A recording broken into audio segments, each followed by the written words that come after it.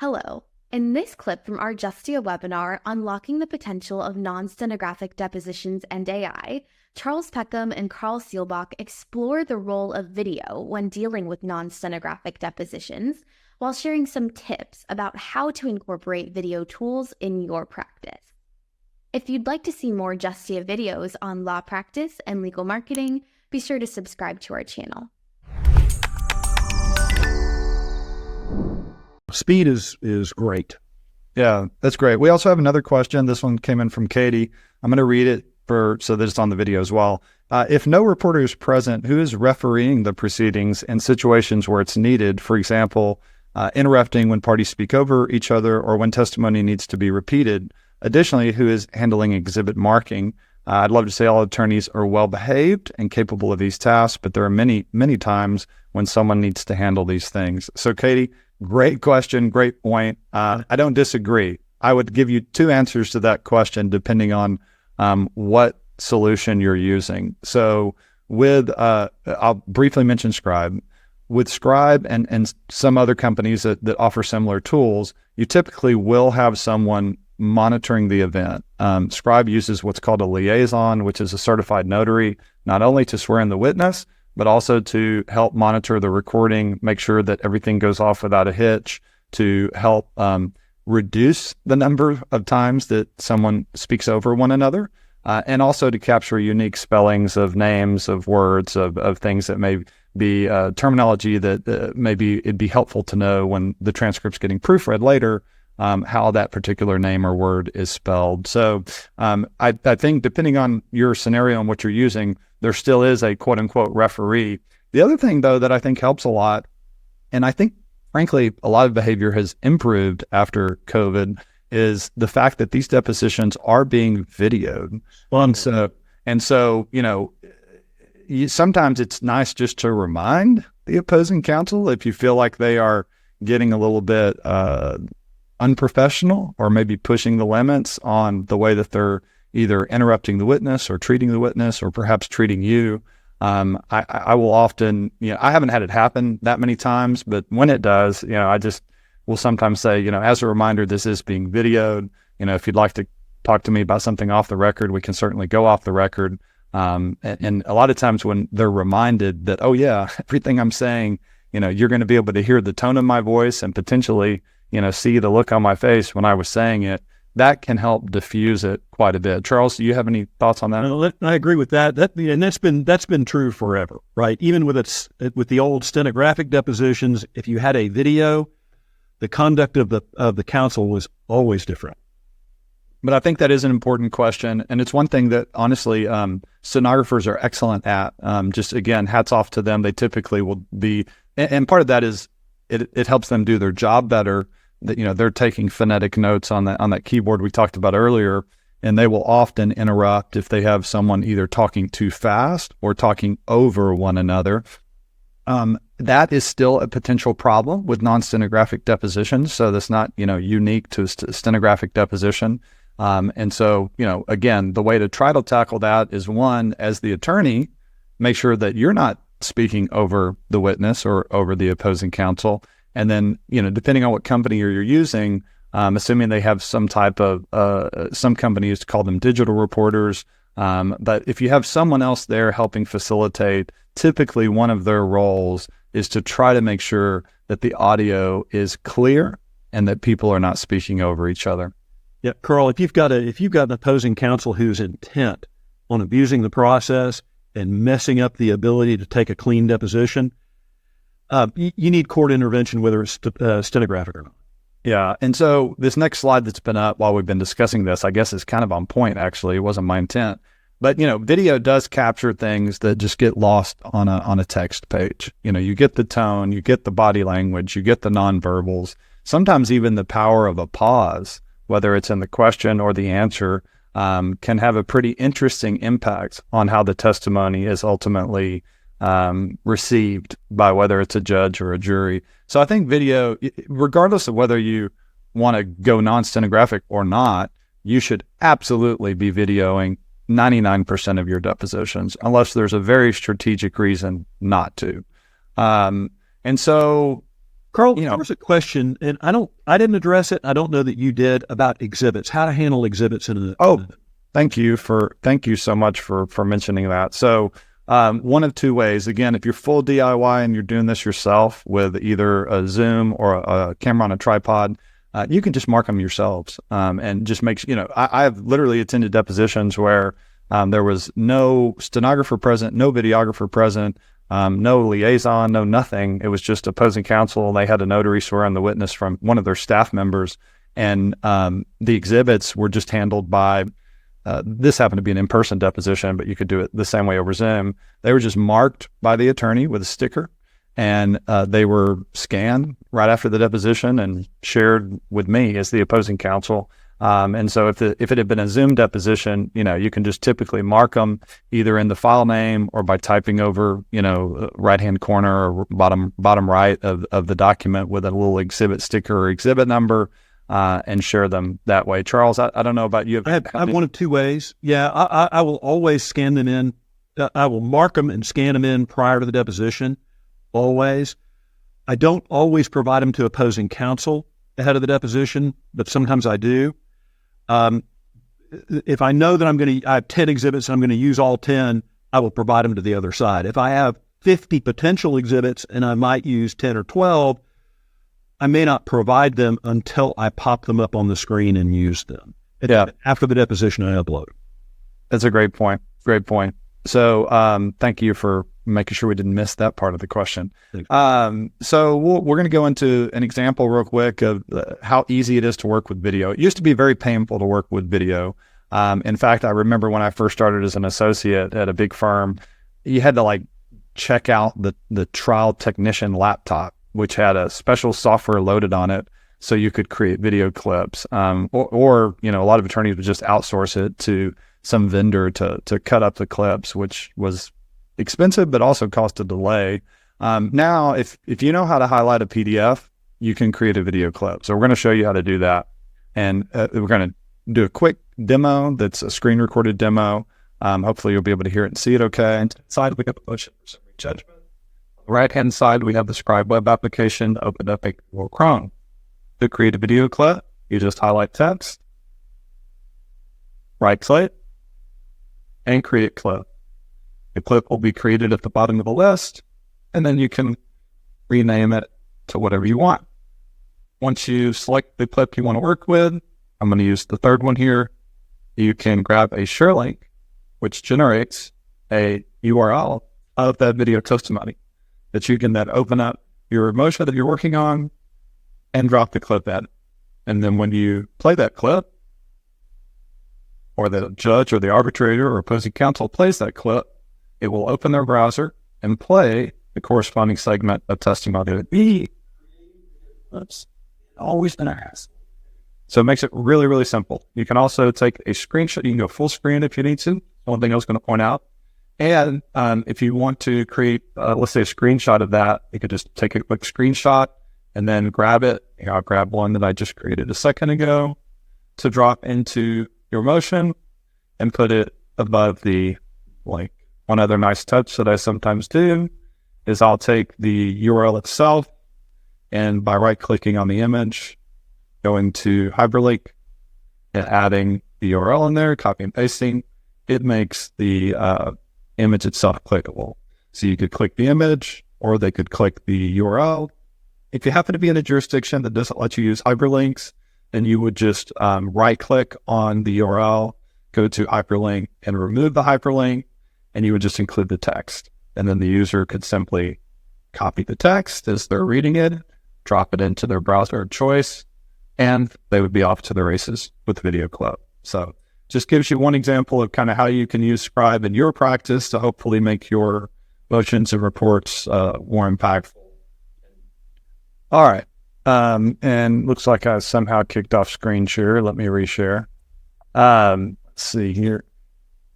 So I'm going to show a couple of still screenshots now that demonstrate this. So again, if you know how, this is, by the way, a very funny clip of the MyPillows founder getting crossways with the opposing counsel over whether his pillows are lumpy or not. I don't know if you saw that when it was going viral, but it was somewhat amusing.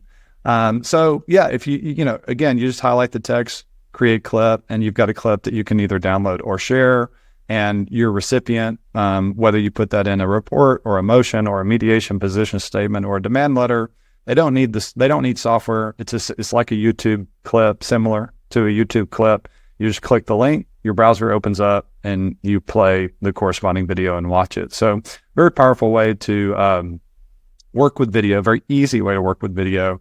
And I'm going to show you some real life ways that my firm has actually used it. And so what's on the screen now, Charles, can you still see my screen okay? It's perfect. Okay, I like to check every once in a while, tech check. So page line designations can be a hassle, and this makes them a little easier, I think, and also makes them more robust. And so what we did for this happened to be an arbitration. We were putting together our page line designations, and we wanted the arbitrator to be able to watch the corresponding video clips very easily, kind of on their own, without us necessarily sitting and playing hours of video. And so what we did was we added a video column, and dropped a little play button. And each one of those is connected to a hyperlink of the corresponding video clip. So the arbitrator could actually go in and watch the key segments of testimony, which we thought was very powerful, and which opposing counsel, I think, was a little jealous that we did it that way. And so another thing that you can do with using software solutions to help you speed up your processes is, it empowers you to give really fast updates. And so this is an example on the screen of, the deposition had just been taken. We wanted to update the client on what some of the key testimony showed from the deposition. And we were able to, I think, impress the client by not only giving them a fast update, but actually giving them links of the key testimony and explaining how the testimony actually was going to help us, advance their cause. So it can be very helpful for that as well. You can also put it in your briefs. And so the example that's on the screen now is a real motion for summary judgment fact background section that was filed in Dallas County, Texas District Court.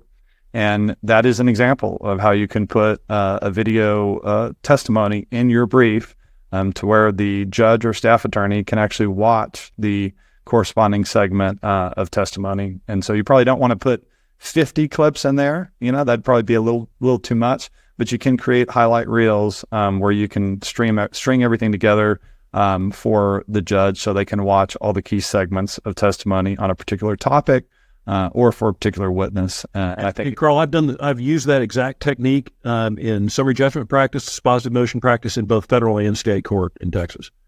Have you got any feedback on it? I wish. No, a judge isn't going to call you and say, "Hey, that was slick." That's true. But it is slick. Well, mediators are more likely to give you feedback. We have had some really positive feedback from mediators on it, because for mediators, I was just talking about this, I think, yesterday with another attorney, defense attorney, Mike Bassett, super nice guy. And we were talking about the concept that when attorneys are describing testimony, we are trained to be advocates. So the way that we describe the testimony is in the light most favorable to our client. Which is, it's what we're trained to do, it's what we're supposed to do. But for the mediator, and a lot of times for the judge, it is helpful sometimes just to show them the testimony. Let them make their own assessment of how good this witness is for your case or how bad this witness is for your case. And I've had a lot of mediators tell us that they love the fact that we're including video clips in our mediation position statements, because it lets them see who are the key players in this story and how do they come across. And so it's just like leading questions, Carl. If you ask a leading question, it's the attorney speaking. Sometimes the witnesses do a much better job. Yeah. And we got some favorable feedback, I see, in the form of a question. Thank you for that. We do think it's cool. Some of this is there's a reason behind it beyond just it being neat or looking cool, but it is, sometimes fun just to have tools that kind of are delightful to use. And that's part of what the team at Scribe is trying to do. So speaking of which, I'm going to talk a little bit about a new feature that I have been using. You've probably all been hearing about all sorts of AI tools in every aspect of what we do as lawyers. This one is particular to deposition videos and transcripts. And so Scribe has recently added the ability to chat with your transcript and your video, and you can summarize your depositions this way. You can query them. So think of it as Control F on steroids. Instead of, searching for the word lumbar or fusion, you could just ask the chatbot, tell me about this client's history of spine injuries and what treatment they've had on their back. And the chatbot would then analyze the entire transcript, give you an answer of what was discussed at that deposition on that topic, and create video clips for you of the supporting video evidence, the testimony itself. So it's very powerful. I've got to insert here. It sounds, somebody who's not familiar with this, it sounds hard. It is so terribly easy. I think maybe your next slide or two will show how easy it is. Yeah. And so, and then there was a question that popped up. I'm going to leave this on the screen as I answer this next question, because this kind of shows you, this is just snippets of a back and forth here. And so, one was kind of asking for analyze the witness's testimony and provide feedback on their credibility and how their testimony could impact liability or damages in the case. And then the other one was just kind of, hey, draft a summary of this deposition. Again, you can prompt it however you want to prompt it. One of the questions that came up which was a really good question. Shirley asked, do you have a responsibility to acknowledge usage of AI? And if I'm understanding the question correctly, or at least one way to interpret that question is, do you have a responsibility to your clients to let them know that you're using some type of AI or some type of software? I think that I would encourage you to check with your state's rules. The rules are still being updated, and probably the best advice I could give you is it probably wouldn't hurt to update your engagement letters to include some language that explains that your company leverages modern technology solutions, modern software solutions, including but not limited to generative AI to try to provide a more efficient legal service and advice. Probably doesn't hurt. I don't have all of those state rules, unfortunately, and a lot of it's a fast moving target because a lot of states are updating their rules right now or in the process of updating their rules on what obligations we have to disclose the use of generative AI to our clients. And to Charles's point, the American Bar Association actually came out with I don't know if it was an advisory opinion or comment. I can't remember exactly what they called it. But they were actually calling into question whether you have an ethical obligation to use generative AI if doing so would significantly reduce the cost of legal services to your client. So I'll just give you one. They want you to disclose to your client that it's available and you're not using it. This is something entirely different. Yeah, and I don't know that I necessarily agree with that, but whether I agree or disagree probably isn't relevant. I think the overarching point that they were trying to make, and I'll just use the example that's on the screen, is if it would take you, let's say it would take you 4 to 5 hours, hypothetically, or an associate to draft a summary of, a 3 or 4 hour deposition or a 5 or 6 hour deposition. If you could generate that summary in 5 minutes with AI and then spend another 30 minutes to an hour cleaning it up and putting your own, personal touch on it, that would be a significant savings to the client. And so again, I'm just giving you rough numbers, but that's just one example. And I think we're going to probably need to just monitor the rules, particularly the ethical rules around that, as this continues to unfold. Charles and I gave a presentation not that long ago to the Austin Bar Association, and we asked, by a show of hands, how many people in this room are using generative AI in their law practice today. And Charles, it was what, maybe 2 or 3 hands out of 50? Yeah, maybe. Yeah. So I think, it's tip of the iceberg moment. It's going to happen. It's not going to happen overnight. And this is an example of how you can use it responsibly. And I, again, would encourage you to make sure you're comfortable with the vendor that you're using, their privacy policies. Those things are very important. Carl, we're getting sort of tight on time, I think. Okay, I'm going to fast forward then. Then we've talked enough about this. Again, another just example on the screen. You ask a question here, what caused the accident to happen? You get an answer that's also backed by video clips created for you. So pretty easy way to interface with your deposition. Thanks for watching. We hope you enjoyed this video, and if you did enjoy it, please click the like button and subscribe to our channel for more videos on law practice and legal marketing. See you in our next clip.